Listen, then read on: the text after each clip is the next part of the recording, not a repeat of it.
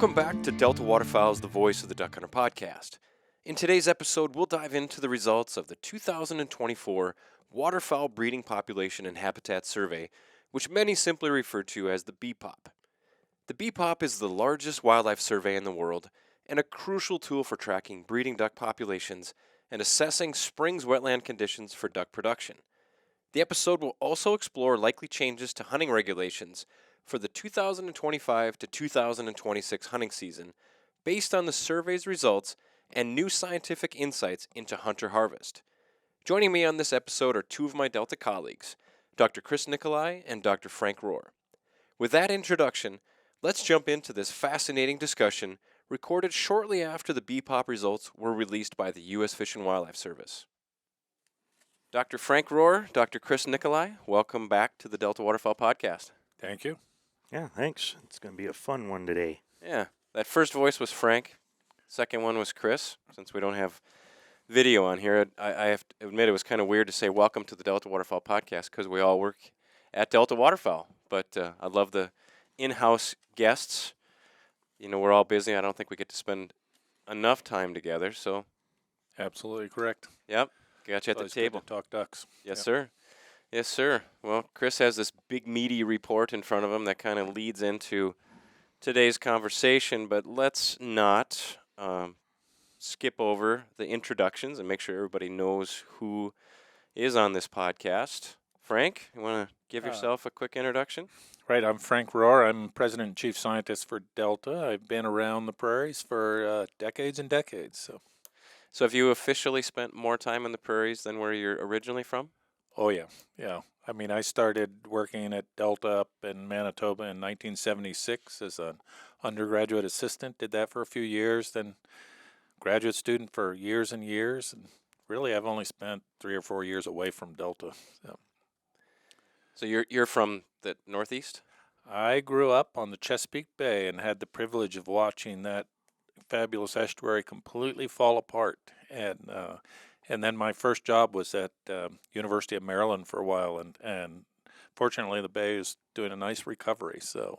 But when I grew up early on, there were rockfish everywhere, and then they disappeared, and ducks disappeared, and canvasbacks used to, of course, winter on the Susquehanna Flats in huge numbers, and we lost the wild celery, and then they disappeared, and then they came back for fingernail clams, and then they disappeared again. So it's been it was a interesting, wonderful place to grow up. But I went to school in Kansas, and I was drawn there by duck hunting, actually. Really? My brother did his PhD at University of Kansas, and I went out there and helped him and with some of his field research. He was a bird guy, and I got to hunt with him, and I fell in love with Kansas and did my bachelor's there and just absolutely loved it. So and I had the good fortune when I first came to Delta had no membership. We had a board of about 25 people. They funded the place, and so nobody had ever heard of it. And I happened to get lucky. There was a graduate student working there named Pat Caldwell, and he told me, "Oh, if you love ducks, you have to work at Delta." And that's what I did, and loved it.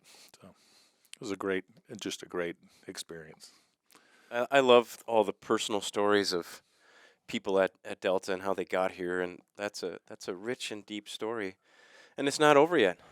Oh, yeah. Let's keep rocking. Yeah. I hope to keep working until I die. Yeah.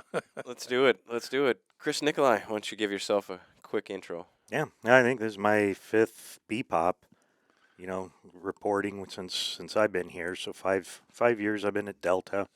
Before that, I was out in the Pacific Flyway for a long time, working for the Fish and Wildlife Service. And, a little bit experience everywhere. I grew up in Minnesota, did all my graduate work up in the Arctic, and then worked out in the Pacific Flyway before coming here. But, similar to Frank, get to see a lot of places. I don't know, there's going to be about a 3-month span here. I'll be everywhere from the Arctic to opening day of Louisiana. So it's kind of fun to be able to see all these different places throughout the annual cycle and all the different species, Good stuff. And your current role is? Yeah, I'm a waterfowl scientist, so coordinating all the graduate programs, all the monitoring and research that we do for all the programs here at Delta. So surveys with policy, different in-house analyses for data that we're collecting, coordinating a bunch of graduate students that's doing some extra work for us. And yeah, it's really fun to be involved with so many students and all the professors and everyone involved at that level. It's super rewarding. Well, in other words, there's a lot of brain power in this room right now. So there we go. Yeah, and I'm not going to introduce myself. If you're a regular listener, you've probably picked up on things, but I guess other than Joel Brice is my name. But we're here to talk about something that a topic that I think in the 23, 24 years that I've been here, this is the kind of the singular moment on the calendar every year where we start getting a whole bunch of phone calls. When are the numbers coming out? When's the BPOP coming out? What's the hunting season going to look like next year? And so this is upon us. It's already happened. I'm going to read a title here from a press release that you can find on Delta Waterfowl's website. There's a press release section, but the title is Annual Breeding Waterfowl Population Survey Estimates 33.9 million ducks, up 5% from 2023. I think if we just linger on that one a little bit, guys, I think we were all a little bit caught off guard by an increase in duck numbers. How about you? Yeah, I have to admit I had been predicting that numbers would be down a few million, and so I thought it was a very pleasant surprise. And every waterfowl biologist I knew, we just had a group of scientific advisors at our Delta Research Station. They were all surprised as well. Every one of them thought, yeah, this thing's going to be lower. So, and partly that's, we're all guilty of looking out our picture window and seeing habitat. And here in Bismarck, we're on the dividing line. We're kind of dry right here in Bismarck, but you go 20 miles east of here, and it's really quite good wetland conditions. And eastern North Dakota, eastern South Dakota are really very, very wet. And so, we're guilty of looking.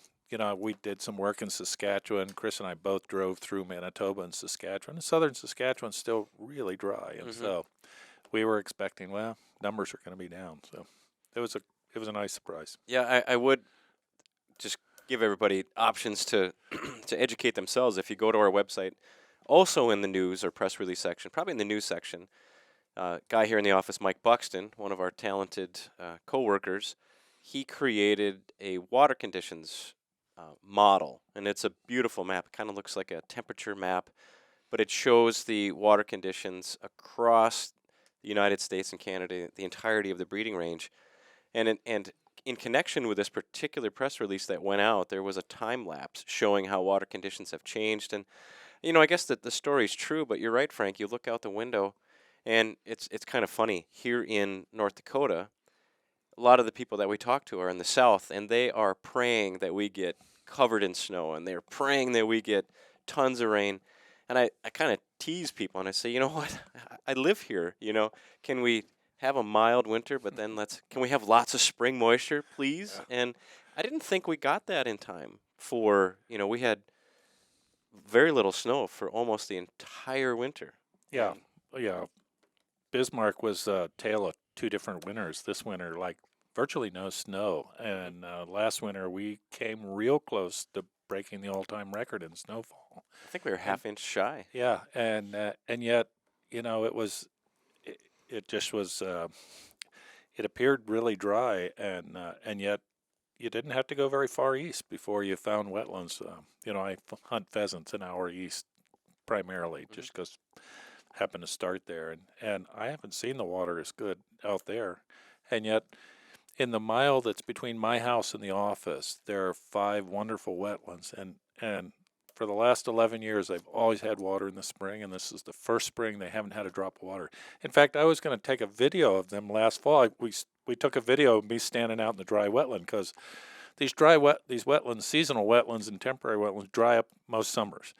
But then in the spring, they have a lot of water, and they're super productive. All that dry ground and the decomposition of the vegetation means that when they get a foot of water in the spring, they're great.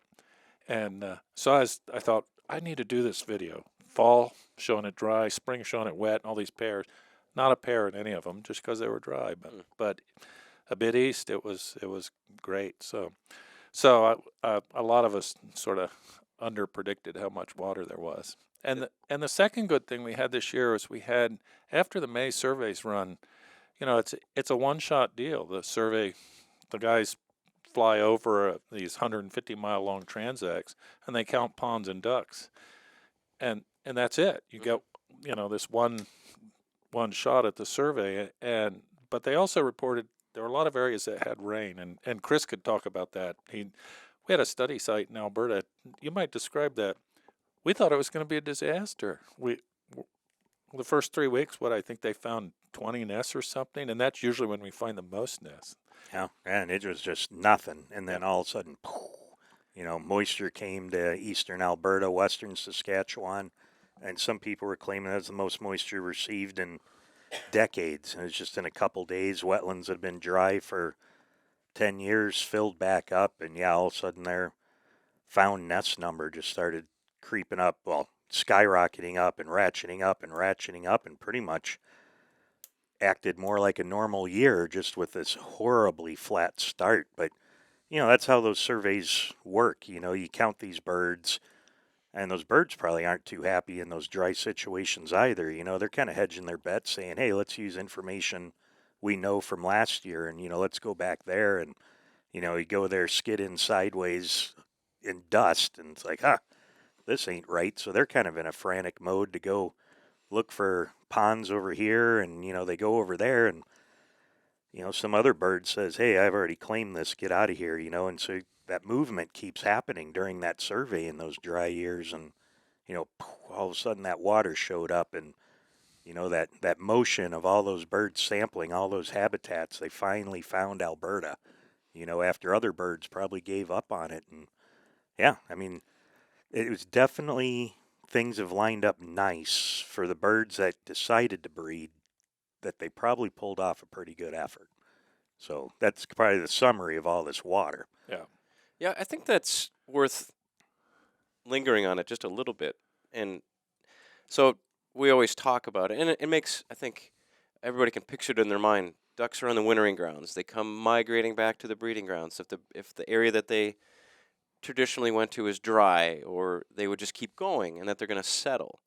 So, Frank, is that what Chris just described? Is that how? Yeah, we generally think that let's go backwards. We know that the ducks are kind of cool and unusual in the bird world, and because females return home and males follow females, and so that's a very different pattern in most other birds, cardinals and robins and things like that. The male goes home first, and then females come and they pair on the breeding grounds. Well, because ducks pair on the wintering grounds, somebody's got to go home and somebody's not, and that's females. Mm-hmm. And generally, we think an awful lot of ducks are what we call philopatric. They home. And so if the water's good, a female canvasback is going to come right back to where she was last year. And canvasbacks are sort of the weirdest. They're more like geese in that they will come home, and what Chris was talking about a moment ago, we don't think canvasbacks do very much. If they come home and it's dry, they sit around on the 2 or 3 remaining wetlands, and some years they don't even attempt to nest. Now, the flip side of that are things like blue wings that are, don't have the long lifespan of a canvasback, and so we think they settle, they'll go home if home is wet, but if they run into South Dakota and it's super wet, they might just stop right there and settle sort of from the south north. And so that's a good thing when the Dakotas are really wet, like this year. I think duck production, and particularly for blue wings, will be really good because of the Dakotas, and they're a prairie breeding duck.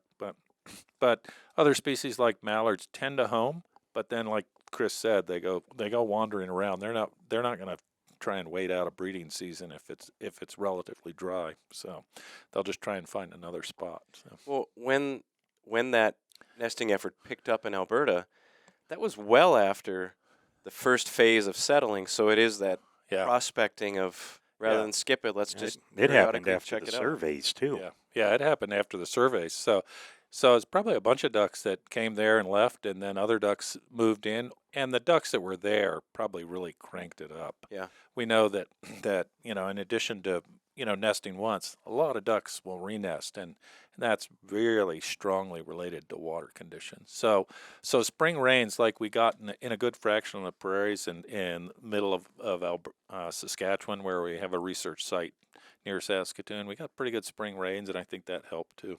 I think it helped. And then, I've learned of a couple new different websites to look at where I can look at, this week's wetland conditions. It's really fun. And, it is kind of sad. I'll admit, I was being a little greedy in the spring looking at those and just going, oh man, the goose roosts, the Arctic goose roosts and the prairies are back, because all of us have been scrambling for years for good field hunts lately. And, I've been looking this last week too, and boy, a lot of those spots have disappeared already. Yeah. So don't think, this stuff's permanent by any means. It was a great shot in the arm, and we hope, like we were talking about, the ducks showed up. Hopefully they made a lot of ducklings, and poof, a lot of that water's already off the system. Yeah. So, but at least, like around here, like Frank was talking, just the ground's recharged. There's still, I've done a lot of driving this year, and there are a ton of type 1, type 2 wetlands out on the system right now. And we're the third week of August right now? Yeah. But that water's patchy. I mean, Yep. It's in places in North Dakota, and you go to southern Saskatchewan, and it's sad. But at least here we're set up for, when we start freezing around Halloween there, we might have a pretty good frost seal this year. So fingers crossed things line up for better next year. Here's hoping. So for those that follow Delta, you'll note that a lot of our policy work is focused on wetlands, right?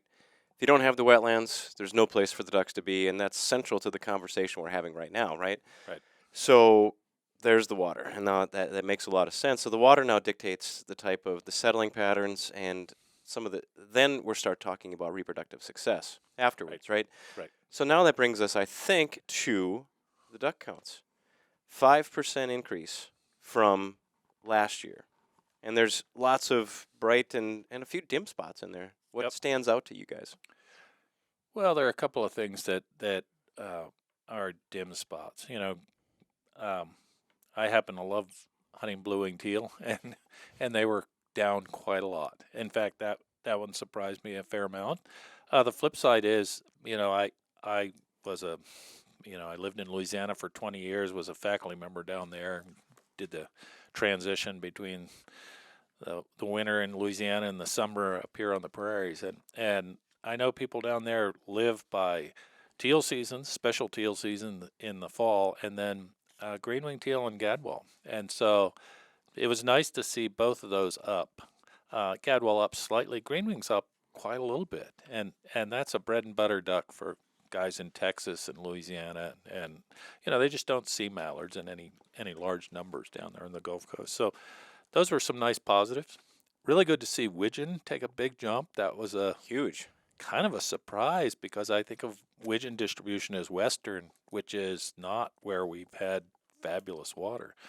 And Chris pointed out the other day, God, I can remember 4 or 5 years ago, we were worried about widgeon. They were They're really going to be the next scop and really pintail. declining, and we were thinking, oh, now another duck where we have species regulations, and you have a 6 duck limit, but 2 widgeon and 1 scaup and 1 pintail, and so it's great to see the widgeon back up. So. So I'll take the easy stuff, Joel, and talk about the fun numbers. We'll give Chris the mallard. I know he's not a big mallard guy, but hey, the mallard numbers are the shockingest ones of them all. I mean, they're just brutal, and I know how important they are to duck hunters. So, yeah, mallards drop down, and it's not a huge surprise. Mallards breed everywhere, and when you take southern Saskatchewan and Alberta, and it's dry, and that is a huge fraction of normal duck production, and so mallards being down a little bit, or just off and way off from the long-term average. Yeah, it's 16% below the long-term average. Yeah, I mean 16 below the long-term average, 8% above last year. Year, but that's where it's fun to look at the numbers, and like Joel said, we got these numbers in front of us, so I just want to make sure we get the numbers right. But so the long-term average we got is 16 below for mallards, and 8% above from last year. But the numbers that really, really hurt, just as Frank mentioned, the southern parts of the prairie provinces. You got Alberta down 42% from the long term. Saskatchewan 44, Manitoba 45. Yeah. I mean, that's half of average. Yeah. I mean, that I don't know. Can you think, Frank, of any numbers that low in history? Yeah, I suspect they were really low in the drought of the '80s as well. And this is not doomsday. We're going to get wet again. Oh yeah. As Joel said, I've been praying for a heck of a great winter for Saskatchewan for years, and it hasn't happened, but it will. Because you don't live there. Yeah. Well, I think That's we right. do. You have to keep the Yeah. positives. Yeah. And this is Yeah. a patchwork. This isn't the whole report. Yeah. But what I think is really cool, just as we were talking before, these birds moving around, sampling habitats right next door. You just go to northern Alberta Yeah. and move into northern BC. It's 39% Yeah. above the long-term average. Right. Boom. Then you go just the next one north of there, up 30% of the long-term average. So when you bring these together, yeah, we increased 8% this year, but just watching those sad spots in the southern prairie provinces is thank gosh they moved. And this is a nice illustration of what Chris and Joel were talking about a minute ago about ducks moving around, and mallards certainly have that ability, and so thank goodness for that. Way back when, I think it was in the 1950s, we had a pilot biologist, and of course we started these surveys in the early 50s, testing them out and standardized them in 1955. So this survey that we're talking about, the May survey is what we call it, where we get BPOPs, breeding populations. It's been around forever. It is by far the largest wildlife survey that's conducted annually in the world. And but what's cool is this survey biologist named Johnny Lynch pointed out, and it's since been confirmed by hundreds and hundreds of studies, that we have three different habitats. We talk about the prairie pothole region, but it's really the southern half of it is grassland, and the northern half of it is parkland, and then above that is all that boreal forest, which is many, many times larger than the prairie pothole region. And we've always had this notion that the grasslands are really important, the prairies, and the parklands have consistently better water year to year. There's gonna be water in the parklands, but the nest success is low, and just amazing numbers of predators. And so we've had a site in the parklands at Menadosa where nest success in the uplands has been 4% for as long as I can remember. I did my graduate work there starting in '78, and it was 4%. And so when we see the prairies, as Chris was just talking about, in southern Saskatchewan, so dry, it worries us.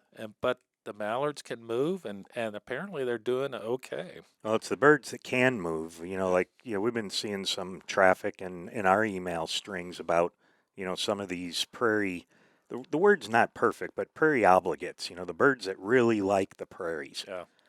And I'd say those are, I don't know, you can help me out with these, Frank, but I'd say blue wings, gadwalls, redheads are the big ones. And there was some discussion with canvasbacks, but I'll always stick up for my boreal and tundra canvasbacks. They're a different beast. But, if they can move, if you're capable of moving, like a mallard or a pintail, I mean, Paul Link and Casaza have, radios of pintails going to crazy movements to Russia and stuff. I mean, they're capable of movements. But you get those ones that can't move, those three we just brought up. And it's like, and then we look at gadwalls and it's like, okay, why did they actually do pretty good this year where a mallard that could move didn't do that good? And then blue wings at the same time, which should be lumped with the gadwalls, crank. So that's really weird how the trajectories for these different species don't always match up. So it's way more complex than this, Right. Yeah. You guys are confusing me. Yeah. When you're saying the mallards didn't do very good, and they're up 8%, and the gadwall did pretty good, and they're down 11%. That's where it'd be good to have the numbers. But why don't you unbox that one a little bit for me? Yeah, and it's just there's so many details in this stuff, And maybe I can help you with that one. I think Chris is often talking about these long-term averages, and so mallards being well below long-term averages. That's kind of what we're thinking. Okay, about. got you. That's my biggest number is the long term. I got you. Yeah. Yep. Well, I think maybe there's the other part of it, though, which you were alluding towards, Frank, is that we we always say when ducks settle in the U.S. prairies, that's good news Yes, because they tend to be right. more productive. So then they shift into the parklands. And like you said, they don't tend to do as well. So Right. maybe they're counted, but maybe their multiplier isn't as great. Yeah, we tend to think their productivity is not as good. And we used to think the boreal was really kind of a last ditch, and ducks went there. We're one and done, no renesting. But we're not all that.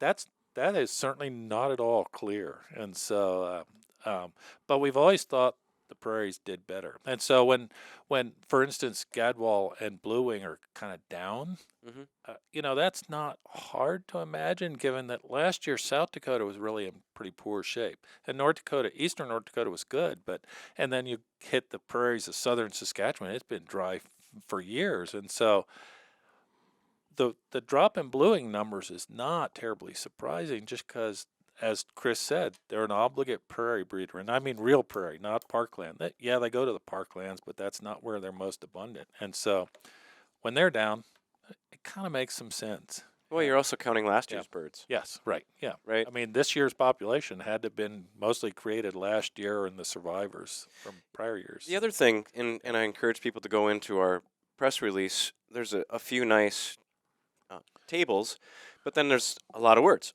But you get in there and you start unboxing that, and it tells the story a little bit that a lot of the increases, so mallards up. But Yeah. if you look at the prairies, down, Yeah. quite a ways down.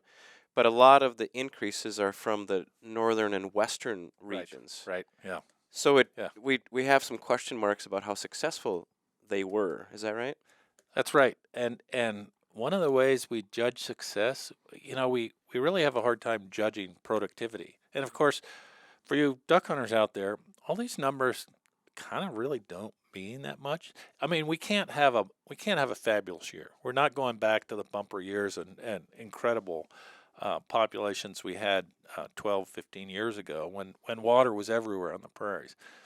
But we can have a pretty good year if the ducks reproduce well, and particularly if we get that continued, like Chris was talking about, that rain in the summer that helps recharge wetlands or keep them present on the landscape, because we know what drives productivity. You got to have pairs, but then you got to have a lot of renesting and good brood survival, and those things are both driven by water that stays on the landscape for a couple of months. Right, like imagine if you had a super wet spring and the oven and the wind just turned on and all those wetlands blew away. Yep. Production goes to zero. Yep. Now you got a fall flight that's all adults. Yeah. So at least this year we don't have a lot of adults. We got a good solid average. Yeah. And then our fingers are crossed. Things are lining up pretty good that they're going to make a lot of ducklings. Those birds are going to make a good number of ducklings for themselves. Yeah. And one of the ways that we can kind of predict, okay, how is the fall going to be?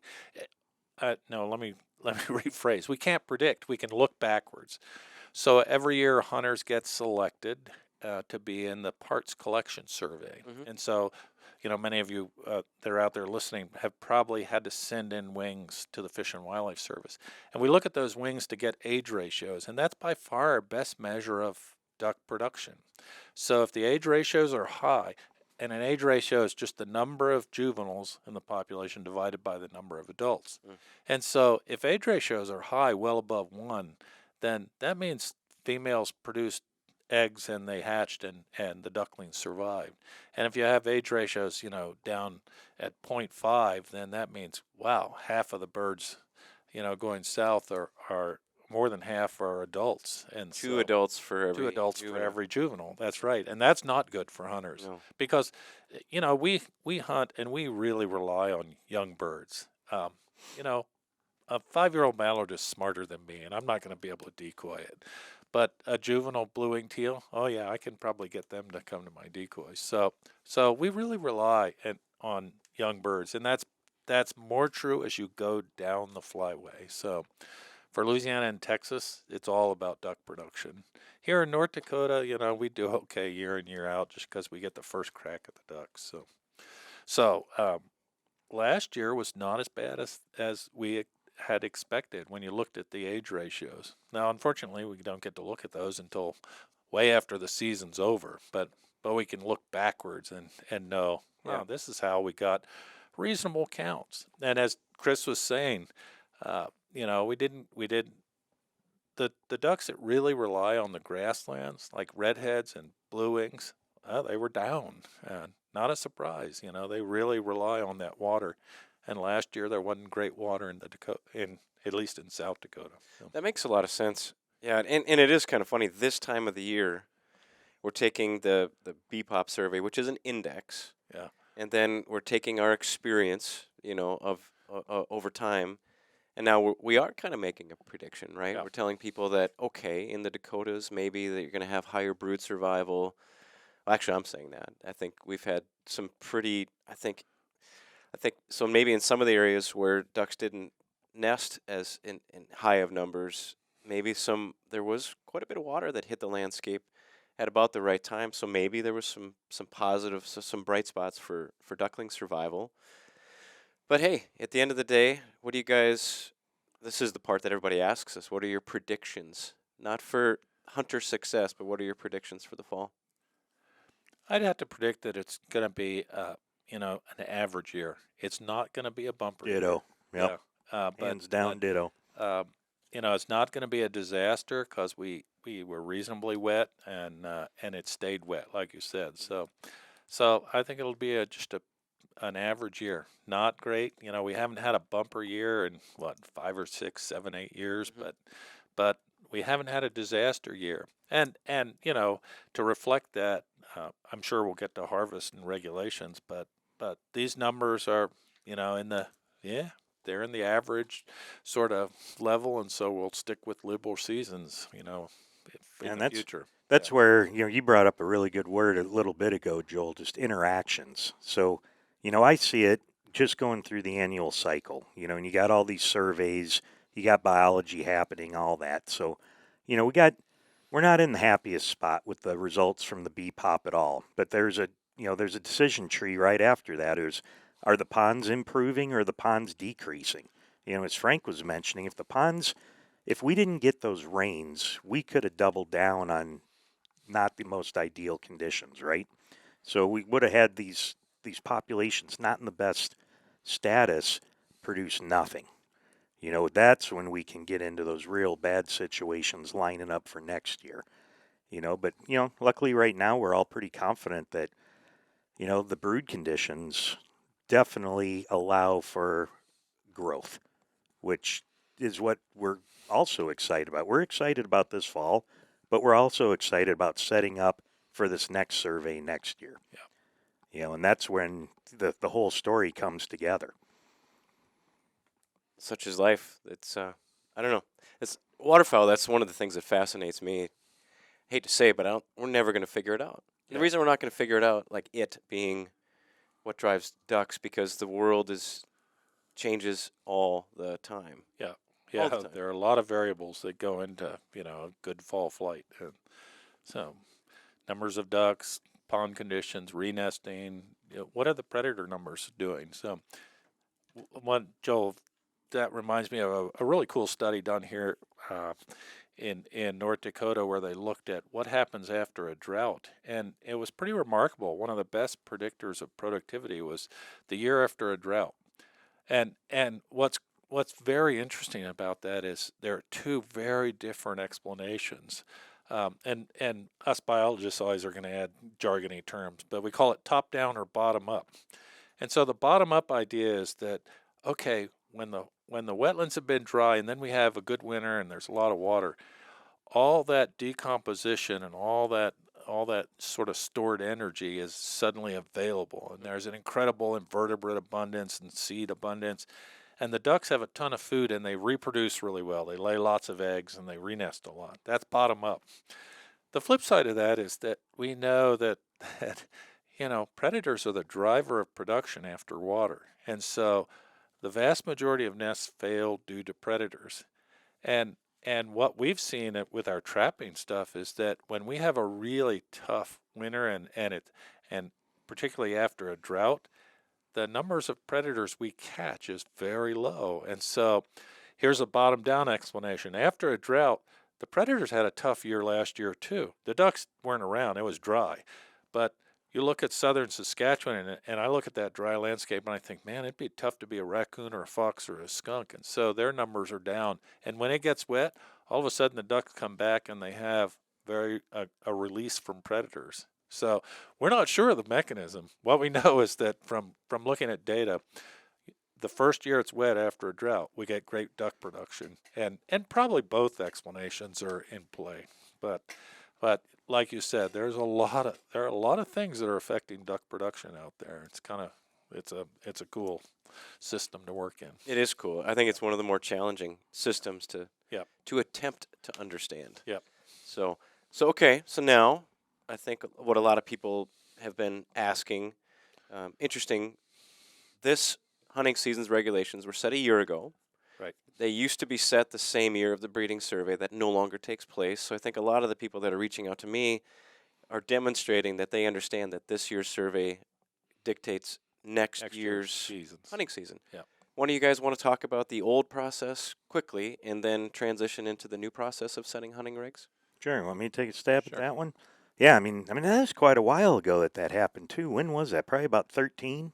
Yeah. I'm thinking when the SCIS went through. Yeah. So what it was just a lot of legal deadlines just couldn't be met anymore. There's all these comment periods, all these things to make things more legal and being adhered to were costing us in being able to have these surveys flown in May, computated, ready to go by last week. Right. It just got regulatory calendar killed it.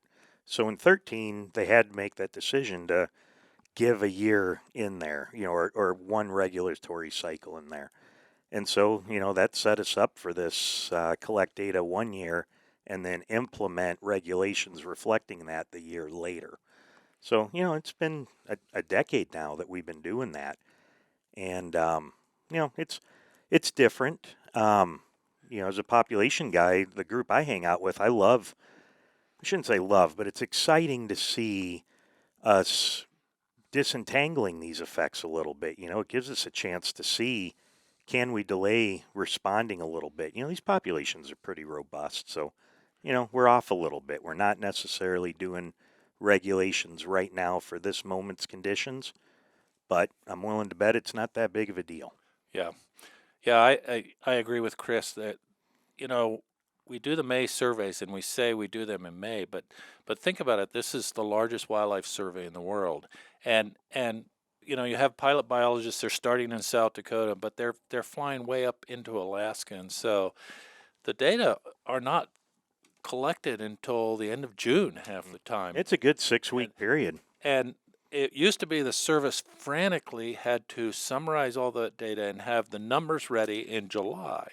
And when you think about it, if you go back to your high school civics, you know that when the government makes regulations, the federal government I'm talking about, you're supposed to have 90 days to comment. Well, there could never be 90 days because hunting season in many places starts September 1. Well, and just think, too, then the poor states got to get their regulations out as well. That's right. It's too much. So it was always a stress, and as the service got fewer and fewer, staffers being able to take care of these data, it just became too much. And what came along with that is that we learned over the last 50 years that, frankly, duck hunting does not drive duck numbers. And that's hard for duck hunters to believe. Many duck hunters just flat out believe that we are the cause of populations going up or down, but we're not. And invariably, when you look at ducks, it's what happens on the breeding grounds. And so we learned that all of our tinkering with regulations from year to year, we used to, argue over one more duck here or there. It was largely for nothing. And so setting the regulations a year out makes a lot of sense. Like Chris said, these ducks are really pretty adaptable and resilient. And so they're going to decline in droughts. They're going to come back when the water is super abundant.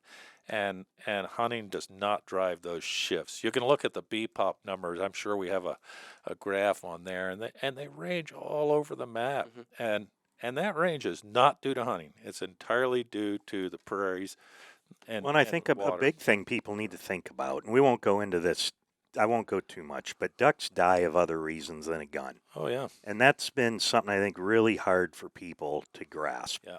So, I mean, being a numbers guy and you look at these population graphs from one year to the next, and when you have these steep declines, and we know that we're harvesting them, I'd say most populations on average we're shooting 6%.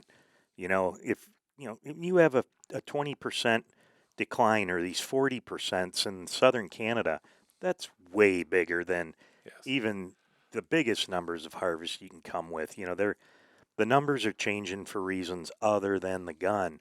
And you got to keep that in mind. And, when you get these swings, it is just nature doing its thing. And, the birds are limited and you're just hoping they get a shot in the arm so that, they can make some excess individuals to crank that population up in the next survey again. I think So, I appreciate that background. I mean, it's become common knowledge to us, but we're awfully close to it. But Yeah. but I would say it's important.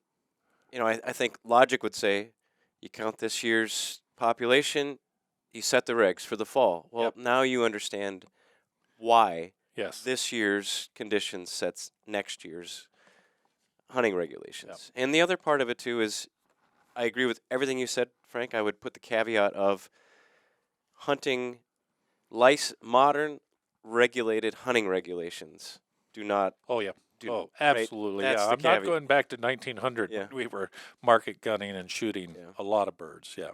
Yeah. That's what I tell people. I Yep. said, Yeah. modern licensed regulated hunting. Do not feel bad about what Yeah. you're doing. Feel Right. proud of what you're doing. Yes. Be proud to be of such a system. Yep. And Yeah, I agree. Yeah. But I also agree with you, Joel. Logically it makes more sense to use this year's data to set this year's regulations. But the logistics of it just became too much, and so we bailed out. And there's not Draw really a back way here. to go back to that. It's just the way regulatory process is set up excludes that yes, likely ever happening again. Someone could get really creative. There's been discussions, but you're talking a path of regulations that hasn't happened before. here's the interesting one, Joel. So we use this year's numbers to set next year's regulations. And this year, the numbers of blue wings fell maybe 100,000 birds short of the liberal framework of special teal seasons. So in the South, they have special teal seasons because blue wings migrate. Historically, they migrated to Central America, and they did that very early. And so if we really wanted to have any harvest, we set up these special teal seasons.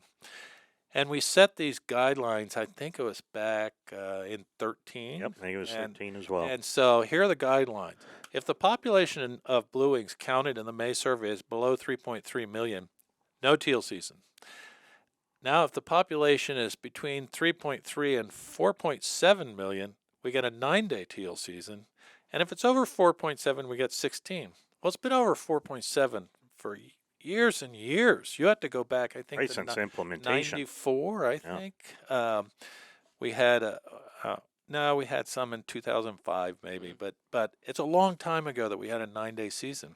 Well, this year's numbers mean next year we'll have a 9-day teal season.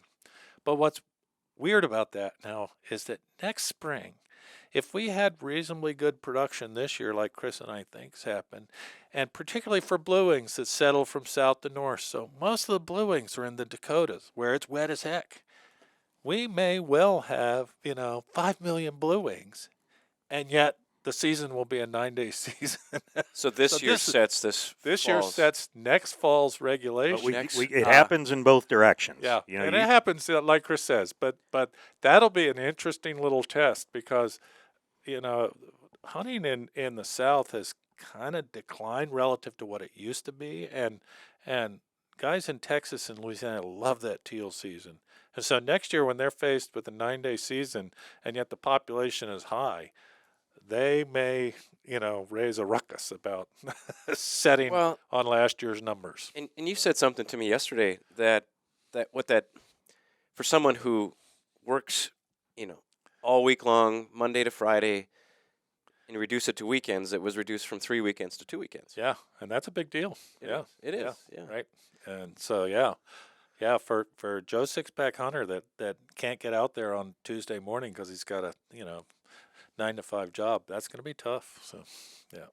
So we know what next year's regs are. Yes. So why don't one of you guys kind of give the standouts for a summary of next year? And there's one thing that really There's one that jumps out. Yeah, go ahead, Chris. Yeah, well, I mean, it's liberal for the duck frameworks. The blue wings, the early teal season's taken that hit, and then pintails, I'm assuming, is what you guys are all excited about. But yeah, since last year, it's been developed and approved, this interim pintail harvest strategy that changes the pintail harvest game in a big way. People have been working on this topic for 30 years. And, a lot of smart folks came together and put together this really nice new strategy to test out. And, sure enough, right out of the gate, this is the part that was so... Wait. First, describe what's happened in terms of real regulations. Yeah. So what's happened is they're looking at how harvest impacts pintails, especially when populations are lower than these long-term averages that we're setting goals at. And a lot of people with pintails, for example, populations were so big back in the 60s, and trying to get those populations back to those levels, just carrying capacity can't support that anymore. So these new models are allowing harvest to be estimated more with banding data rather than just absolute harvest. And that's given some potential flexibility for opportunity in harvest. So this all came together this year and was approved, in the spring meetings with the SRC. And, right away, this first BPOP, since that's been implemented, throws it in the parameter space that, there's a 3-bird pintail bag on the table for next year. Right, so that's the big one. So, for years we've been, and I'll be a typical duck hunter, suffering with a 1 pintail bag limit. And so next year we will have a 3 pintail bag limit.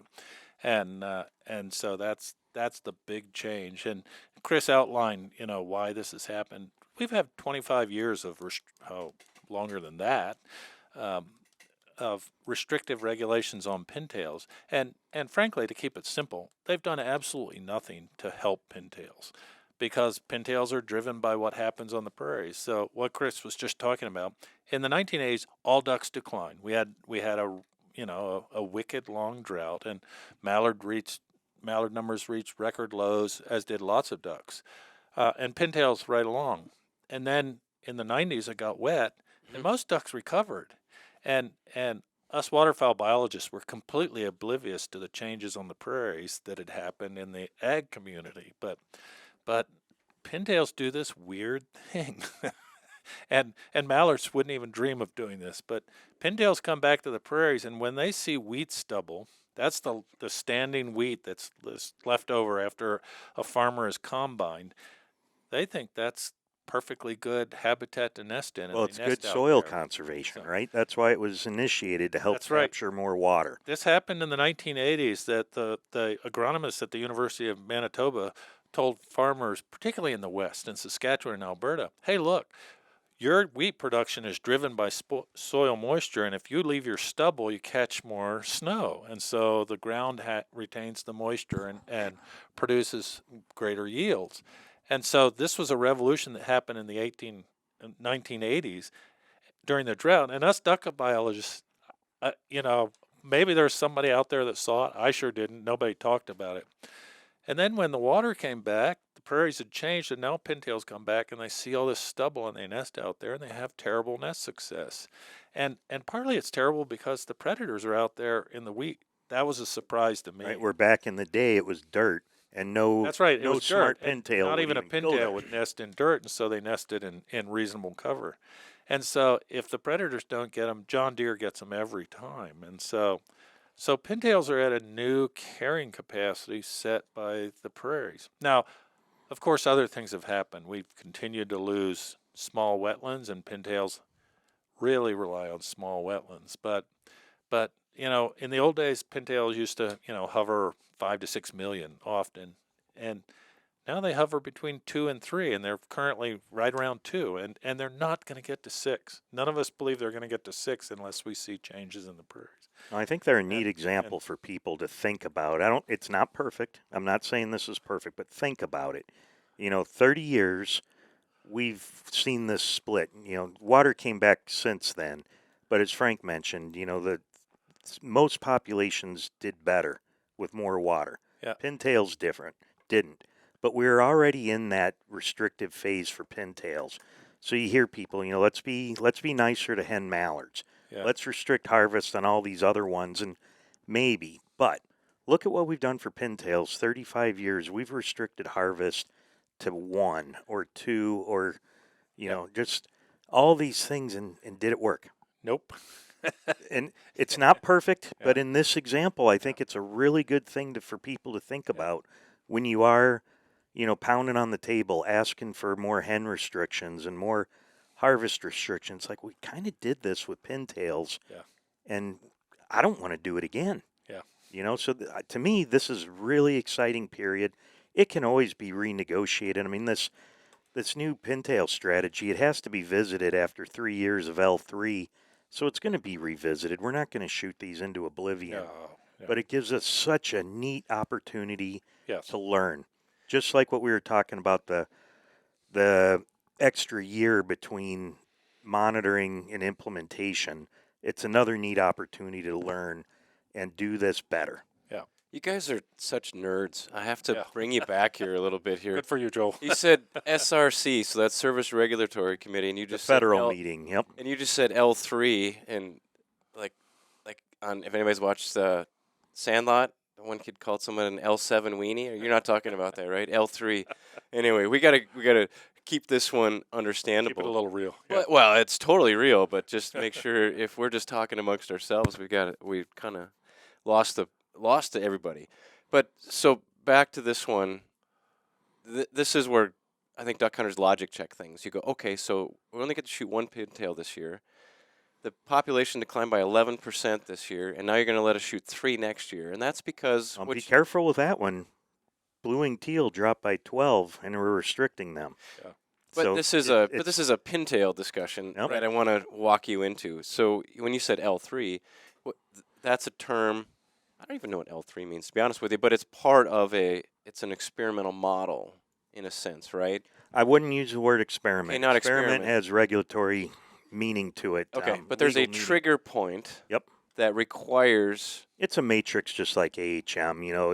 This is actually, again, another, you got BPOP down one side, and in pintails, you actually have the mean latitude that they are all counted in. And this matrix is as easy as that. You're making a checkerboard with these two variables down one side and another variable across there, and it's all filled with things like C's and L1 and L2 and L3. And wherever we go down one side for BPOP, and you go across the top for mean latitude, and you go to where those two intersect, it tells everybody in the world where you're at today. But to get to your point, Joel, we did a whole, and when I say we, I'm talking about the Fish and Wildlife Service, did these complex models for pintails. And basically in the last few years, we realized, one, we were overestimating harvest. And two, we had mistakenly assumed harvest would be almost constant given hunting regulations, even though the population size was changing and getting much smaller. And when you think about that, game bird biologists, like quail biologists, have known for decades and decades that when quail are really scarce, hunters don't shoot many. And so a regulatory package really doesn't mean that much. You could still set the bag limit at 8, but when most hunters only shoot 2, the bag limit doesn't mean anything. Right. We'd been overestimating based on bag limits. So we did these relatively complex analysis with pintails. We were overestimating harvest, and we realized, the population can handle more harvest than we had predicted, particularly when you know that at low population sizes, people aren't going to shoot many pintails because they just aren't there. And so, and then the other thing, you go back, and as Chris said, we had 30 years of very restrictive regulations, and yet pintails are still hovering at around 2 million. And that's a number set by what happens on the prairies. So that's why the new regulation, L3 means liberal 3. You know, we could conceivably have pintail regulations from 1 to 3, depending on the population. And as Chris pointed Close out, to 3. Yep.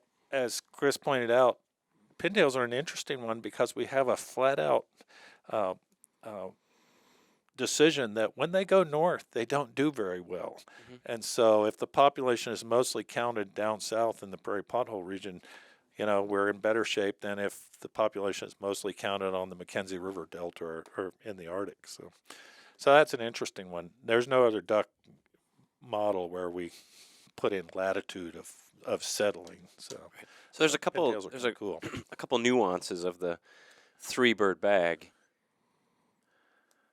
One flyweight always gets 3. The other ones are subject to, right? And then there's a Okay. Yep. But you got to keep if in then mind. the other. So why don't you lay it out So there? you got the Atlantic Flyway, and with all due respect, Atlantic Flyway, you guys shoot about as many pintails in a season as one county in California does on opening day, I'd bet. Yeah. So minuscule.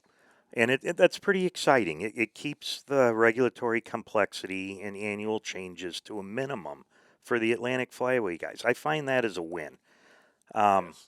You know, so we're always looking to make regulations less complex, and it's not penalizing anybody. So it actually worked out pretty good. Yeah, and you know, you can go the other way and say, hey, you know, if your dream is to be able to hunt ducks for a long period of time, my goodness, move to the Pacific Flyway. I don't think most hunters recognize that, you know, the Mississippi Flyway, with a liberal framework this year and next year, we'll get 60 days of duck hunting. In the Pacific Flyway, you get 107 days of duck hunting. Jeez. And a 7-bird bag limit. And it sometimes boggles the mind. You know, it's a 7 mallard limit. And 7 wood ducks, too. and 7 wood ducks. And, you know, we fought for years before we got 3 wood ducks. 7 wood duck. I didn't Well, and realize I get that phone call all the time. Another thing to triple down on that is California is typically the #1 duck harvest state in the U.S. That blows. I was on the phone. Yeah. I had a super nice guy that everybody knows last night call me. He's my first introduction to him. And I just spouted out these 10 facts we just went over, and he was bamboozled. Yeah. You know, and he's from Arkansas. And, you know, it's like, you know, people, Yeah. it's different. And we're not learning a whole lot. You know, out there, what you're getting is there's not so many ducks, but there's not so many duck hunters. Yeah. So the system is very different. And way back in the day, before math models and when it was dominated by a smoke-filled room, the decision was, Pacific Flyway guys don't impact ducks much. Yeah. You know, so it just started way back then before math that they got these very liberal regs. I want to stick with the pintail stuff for just a little bit longer since I have you guys on here and kind of set the table for the future. So the Atlantic Flyway, as long as the other 3 flyways have open pintail seasons, the Atlantic Flyway will always have 3. Mm-hmm. The other 3 are subject to the models that we're talking about. That's right. And so it could vary between 1 and 3. Yes. But if the other 3 flyways are closed, the Atlantic Flyway will also be closed to pintails. Yep, and that's pretty neat. Another thing, I remember the SRC meeting, the federal meeting, you know, where state guys go and the feds do the final approval for what their season frameworks are going to be, or their season selections are going to be. There was a lot of discussion in that room that, you know, when we implement this pintail model, that we're not going to be at the L3. You know, I remember a few people talking that, you know, this might not happen in our careers. Yeah. It's like, whew. You know, I was kind of looking at that matrix, and it's like, I kind of think we're sitting in an L3 right now. And that's what's amazing is right now, the first year it's considered, boom, we're right eligible for an L3. So liberal 3-bird bag. Yeah. That's redundant. And that's with, you know, pintails not at, you know, exceptionally good numbers. In fact, their numbers are quite low. So all these, I think all of these models do or should have kind of a check-in period. So there's This one does. a trigger point where we have to look at it again, right? Can you describe that? Yeah, it's when you have our goal, the Harvest Management Working Group's goal is once they have 3 years of an L3 accomplished, they have to revisit and go through all this. So not consecutive, just 3 in total. So Right. You could have 3, 2, 3, 2, 3. That's the trigger point. Yep. Yep. Okay. Yep. then And that was a big topic of discussion. Yeah, that was the big topic of discussion, I'd guess. A couple flyways, one flyway in particular, put their foot down and said, we are requiring this. And everyone agreed. It's good. It's process. Mhm. So that's good. I mean, we'd want to do that anyways. So, it's really exciting. But, it's letting us learn stuff. Think about the canvasback model, that harvest strategy that was put out, I think, in 13 as well. Maybe a little bit before that. But, that changed the system as well. We're getting a 2-bird bag where the prior strategy would have been in a closed period. So this isn't new.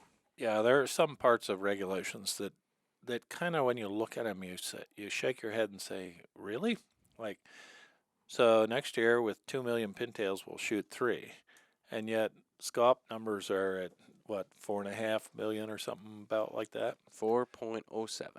4.07. So here's a duck that's twice as abundant, and yet we're stuck in a 1 SCOP bag limit. And, really. And canvasbacks are at 600,000 to 700,000, and we're at 2. So sometimes things you just look at it and say, how can that be? And just those that Yeah. tie to NAWAMP, Yeah. NAWAMP goals gets interesting. And Yeah. Frank and I remember being with you at a Delta meeting, I think in 06. Wait. We better go back and say tied to NAWAMP goals. So Okay. way back when we set North American Waterfowl Management Plan, that's NAWAMP, all of us duck folks abbreviate, and we set goals for what we wanted breeding populations to be. And so that's keep going now, Chris. So we tie harvest to these NAWAMP goals, and it, in my opinion, invariably restricts harvest. So. It did. Yeah. And that's what's neat with this pintail. I think you did really good with that, Frank, where, they're trying to make these static prescriptions for harvest. So regardless of the population size, at each bag increase, you're going to shoot this many pintails. Right. So I encourage everyone to read this. The graphics are excellent. So imagine you've got these 3 flat lines. Each line is for a 1-bird bag, a 2-bird bag, or a 3-bird bag. And each one has a prediction of how many pintails are going to get shot with that. And along that axis is population basically going from 0 to infinity, right? It increases from left to right. So for me, I instantly go to the left, and it's like, okay, when there's 0 pintails, we can still we're going to shoot this many. And that makes no sense. mathematically, how can you have that? And it's as simple as this. What they allowed it to do was all 3 of those flat lines to now angle Sure. so that they all go through where the number shot can equal 0 when the population's 0. It's really that simple. It allowed them all to be fixed through there, and now these diagonal predictions are now what's feeding this. And it allows some harvest when the population sizes are low. Very low. Like Frank said with the quail example, when there's not very many quail, the hunters don't kill very many. It's the same thing. They just can't shoot a high proportion of the pintails. Yeah. So it's really that simple. I highly encourage people to get online and find those documents, and it's quite striking when you look at it. I'm actually going to take a little deviation. We always have these powwows before podcasts, and we had a sense of where we were going to go. It just occurred to me, there's an entire other part of North America that's surveyed that we haven't mentioned yet, the Eastern Survey Area. Right. Who wants to talk about the Eastern Survey Area, where it is, and how it fits into the overall system? Yeah, for a long time, I'll take a stab at this, and I'm as guilty as many waterfowl biologists in that I ignore the Eastern Survey Area. Way back when, we used to set all regulations based on mid-continent ducks, and yet we know in the Atlantic flyway that they shoot a lot of ducks, and particularly their mallards come from the east. And so I can't remember when we started those surveys. Much later than 1955. Was it in the 80s? I don't think it was. Late 80s. Some I reason thought I'm the guessing the 90s. 60s, but I could be wrong. Anyway, we started surveying the eastern regions much later, but now we use those numbers to drive regulations for the Atlantic flyway by and large, and that makes sense. Even though some of those ducks almost undoubtedly come from the prairies. Like when they shoot gadwall, those are prairie breeding ducks, but they're green wings and they're mallards and a whole lot of the other ducks that they shoot back there, and certainly wood ducks are hugely important for the Atlantic flyway, and so the Eastern Survey area has been surveyed for a bunch of years, and frankly, its numbers were up this year, and so that was real good news. So if you're a hunter in Maryland or Maine or all the way down in Florida, you're happy to see those numbers up, and they, of course, are also in this liberal package. And the Atlantic Flyway, had a tough few years not too long ago where their mallard harvest was reduced. Their bag limit went from 4 to 2, and that was a real hardship for particularly in the northern half of the flyway where they shoot a fair number of mallards. And so the mallard numbers are certainly good enough that they'll have a four mallard, 2-hen limit in the Atlantic flyway. And so that's great news for the folks back east. Yeah, if you jump into our press release, there is a graphic that shows, I'm guessing these are the top 5 species: mallards, black ducks, green-winged teal, ringnecks, goldeneye, and mergansers. That doesn't sound like a top 6.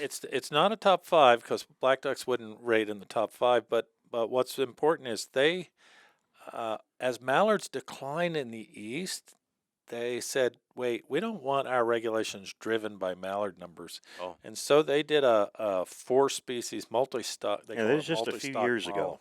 Yeah, it's been 5 or 6 years ago. And so 4 species are in there. And so you got wood ducks, golden eyes, ringnecks, and green-winged teal are the drivers of whether they get a 60-day season or a moderate season or a restrictive season. And so, and some of those ducks, wood ducks and ringnecks, are always at the top of the harvest, along with mallards. So, and golden eyes are surprising. They wanted to have a diving duck in there, and then green wing are important as well. So it was an odd choice. When I first saw it, I thought, wow, that's a weird choice. But then when you think about it, it makes some sense. So. I might be posing questions that you guys don't have answers for, and that's okay. But mergansers, like the mergansers are, their numbers are published, and I do what I can to avoid shooting a merganser. Yeah. Why are they in there? Yeah, you got me. Okay. I mean, like, the one that drives me crazy is when the May survey reports come out, ringnecks aren't in there. And ringnecks are now in the top 10 in harvest in every single flyway. And they're an important duck, and they've done nothing. If you look at duck populations over time since 1955, ringnecks have the most consistent increase. They started ridiculously low. Now I think they're at 3 million or something like that. And the pattern has been nothing but up. We see other ducks, gadwall just absolutely explode, and shovelers. I like to look at those graphs. They just absolutely exploded in 94 and took off and skyrocketed to 4 times what their numbers were or something like that. But then they drop back. They're driven by prairies and water. Yeah, ringers just keep on chugging. Ringnecks just keep on chugging. And what makes ringers really interesting is they keep going up, and scaup are on this low decline. Now, recently the decline has sort of leveled off, and so they're sort of leveling off around that 4 million. But, we used to have 6 million. And so at the same time scaup are declining, ringnecks are increasing, and ringnecks are replacing scaup in many of these western boreal forest transects. So I think that was really interesting. But I'm frustrated that every year we've seen scaup numbers, even though now the harvest is ridiculously low with restrictive regs, and yet ringnecks you can shoot 6, and people love them, and they're great to, okay, I'm showing my bias, they're great to eat, and yet we can't see the numbers because they weren't traditionally in the top 10, and so Gotcha. yeah, that's a bummer. Well, I think we I think we wrung most of the moisture out of the breeding and 2025 regulations discussions. I think there was, we're hovering around that hour and 10-minute mark. I know it's a longer podcast than we normally record, but I think it's such an interesting and looked at topic. So we're going to drag on a little bit longer here, and I think this we'll put the heading on more information later, more discussion later. But there's also the migratory bird hunting activity and harvest report that came out, and I think we're going to point out some question marks that we have, and would encourage people to stay tuned later. But Frank, do you want to? Yeah, the harvest report came out about the same time. All these reports come out in August. And so this one is basically looking back at last fall and saying, how many ducks did we shoot? And it's broken down, in great detail. It's really kind of fun to look at. So you can look at, the numbers of birds per hunter. You can look at the total for Louisiana and compare that to Connecticut and Massachusetts and whatnot. But I think it's really not worth talking about a lot this year because it's almost kind of unbelievable. Something changed. The second sentence in the abstract says, we calculated harvest in a different way this year. And I think that really means we can't look at those numbers. For instance, we saw a 46% increase in duck hunter numbers. And, we've been on the long, slow decline. And so for me to see a near 50% bump in hunter numbers, I just can't believe that's true. Harvest, last year was up by 78%. That again, most people say last year was not a bumper year, not a great year. Percent days of field is up 120%, more than doubled. I just can't believe that is a reflection of something real that happened in the duck hunting world. I believe that's a reflection of we calculated the numbers in a different way. And they correctly point out that these are preliminary numbers, and I think we have to wait and see. Yeah. So anybody that has taken the time to read that report, looked at it, you're shocked. Great news if it's true. Yeah. I mean, but you're right. I think if we were going to see a 50% gain or 47% gain in hunter numbers, you'd see it in chunks over time. Yeah. Right. Not in 1 year. Right. Those are like COVID numbers where everybody had time and went and bought licenses. Yeah. So I think I'd say that exceeds COVID numbers. It does. I guess for you're duck right. hunters by far. It does. Yeah. But I'd say just take that wait. one with a grain of salt. There's going to be something better. Yeah. Right. Good stuff, guys. We covered a ton of ground. Appreciate it. Again, we nerded out, a lot of brain power here. Yeah, you got two nerdy PhD waterfowl guys who went deep in the weeds. Yeah, I like the word nerd. I kind of use it as a compliment, so don't take any offense to that one. Yeah. So, right on. Well, if anybody has questions, I'm going to direct you to our website. And what I mean by that is you can find contact information for Frank, for Chris, for me. Call the office. It's one of the things that I love about Delta, Frank, is as long as we've worked here, you longer, but when I came here, I think I was the 5th person in the U.S. office. Yeah. And at that time, by definition, if somebody wanted to, somebody could call and talk to anybody in the office. Yeah. Just was. Yeah. Well, now we're close to 100 people at Delta. To this day, that's what I love, is that if someone wants to pick up the phone and call Frank, they can. If someone Things haven't changed. We love talking about ducks. We prefer nicer people. Yeah. if possible, just the nice guys call, eh? Yeah. But no, we're happy to answer any questions you get. I mean, it's easy to get into the weeds, and I think there's a lot of things we do really good. We're never going to be perfect, but I think the entire waterfowl community is always working to make it better. And you just got to poke out or point out some things and sick someone on it, and hopefully we can hammer it out in a couple years and carry on, right? Yep. We get a little better every year, but then the world changes underneath us, so it's kind of hard to get a steady footing. But anyway, thanks for everybody for listening. Thanks, guys, for your time, and we'll talk more later.